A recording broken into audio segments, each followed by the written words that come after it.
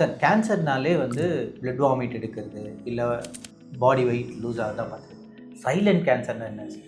Okay, so cancers வந்து நமக்கு 3 வகையாக தெரியும். ஒன்று வந்து வெளிப்படையாக வர்ற கேன்சர்ஸ், தோலில் வர்றதோ, தைராய்டில் வர்றதோ, இல்லை பிரெஸ்ட்டில் வர்றதோ நமக்கு வெளிப்படையாக தெரியும். ஸோ இது ஒரு டைப் ஆஃப் கேன்சர்ஸ்.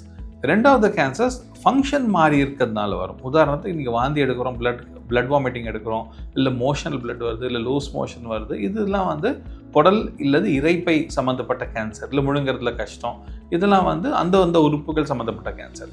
பட் நம்ம உடம்புல இன்னும் சில உறுப்புகள் இருக்குது, உள்ளே இருக்குது, வேலை செஞ்சுக்கிட்டு இருக்குது. பட் டைரெக்டாக அதனுடைய அவுட்கம்ஸோ எதுவுமே வந்து வெளியில் வராது. நமக்கு அதனுடைய ஹார்மோன்ஸ் மட்டும் ரத்தத்தில் கலக்கும். இந்த மாதிரி 4 உறுப்புகள் இருக்குது.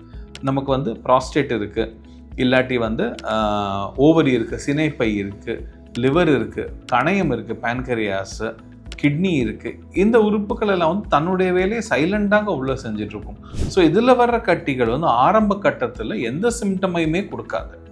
இன்னும் சில ப்ராஸ்டேட் எல்லாம் சில பேருக்கு வந்து ஸ்டேஜ் 4 தான் தெரியும். ஏன்னா அது எங்கேயாவது எலும்புக்கு பரவி வலி வரும்போது மட்டும்தான் தெரியும்.